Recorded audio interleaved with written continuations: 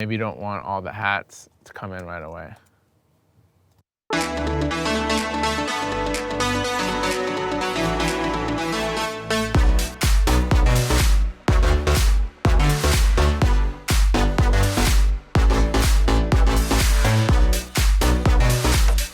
Give it a little bit of, if you have a good drop, you know it's a good drop if it sounds good with just a kick and the bass and a clap. You also, with the transition between breakdown and drop, we're missing obviously effects right now and stuff that's gonna actually build it more. But if it sounds good without those effects, your effects shouldn't be the reason that it actually transitions smoothly into something. Yeah. If you can make it sound good without the effects, then you really know you got something good going. Yeah, very important. And also, you know, again, it's good to reference songs. Like, what did I remember it took us a long time to figure out. There's a trick that we actually use in this track too. So this one, we actually looped the last bass note. So this is kind of happening for a while before. And then in the build-up, if you just loop the first note of that build-up, it creates a lot of tension. I remember listening to Axwell's records and being like, dang, he always does that so great. Yeah.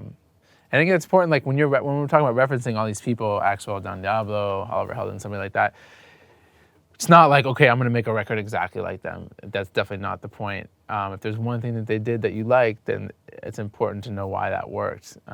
So here, we reference like so many different artists that we're friends with, that we like, that we just like their work. But it's important to have your own identity within those references. So if we're like, Oliver Heldens did this on the bass line, he did this on the drums, he did this on the arrangement, he did this, it's like, well, what are you doing? It's like, the point is not just to copycat a record. But if you're like, oh, I like how he did this on the arrangement, or I like how Robin Schultz did this, and I like how, Armin van Buuren's kick drum sounded, or I like, all these things. If you're pulling different things, it's cool. You're like taking little bits and adding your own style and figuring out what's the common thing that you like in those things, and that sort of becomes your palette and your sound. So it's important to reference things, but also important to not try to sound, because if it sounds too much like it, the record's not really going to work in the long run, So I think that's pretty important. So again, you can hear this looping bass note.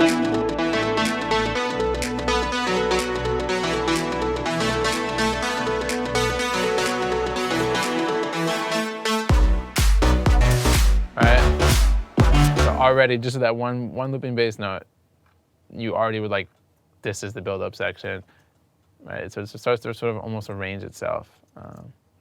Sometimes Pro Tools likes to be weird and do this. And you can also hear, so this is a good thing. Once you start arranging, you can say, okay, cool, here's our breakdown, right? Something's gonna happen here, but this is cool, this is pretty,